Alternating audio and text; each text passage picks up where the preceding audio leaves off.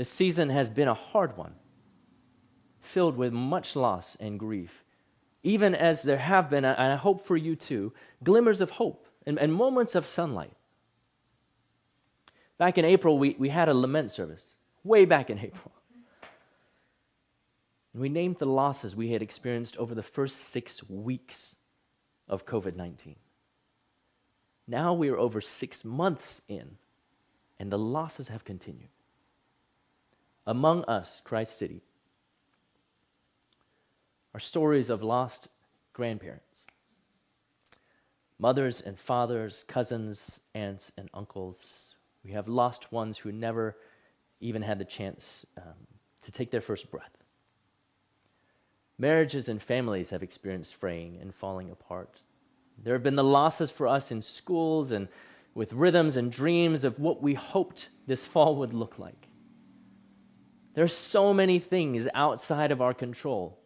We have friends and family who have been pummeled by wildfires and threatened by hurricanes, historic storm systems. Now, those situations will not necessarily lead us to God. We could just as easily turn to distraction or addiction or escapism, to denial and anger at all the wrong things. But within the darkness, there is always the invitation to step toward the light. It's always there. There's something vital to our faith about recognizing our desperate need of God. And for our desperation, that can lead us to cry out in humility and dependence to the God who saves, to the God who is bigger than all of our situations, to the God who loves us and desires our good.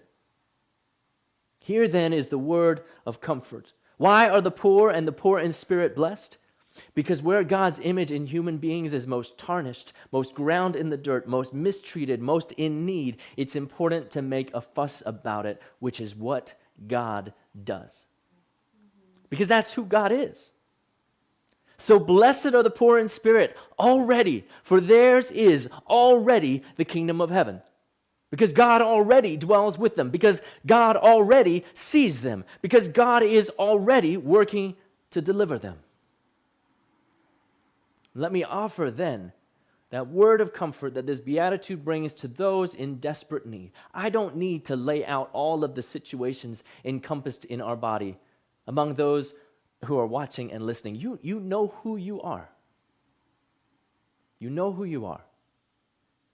Well, know this too. God sees you. God hears you. God knows what you're experiencing. Blessed are you who are poor in spirit. I want you to hear that. I want you to feel that. I want you to know that reassurance that God is with you. God is with you who are brokenhearted. God is with you who are desperate. God is with you who are poor and poor in spirit. God meets us in our need. That is the kind of God revealed in Jesus.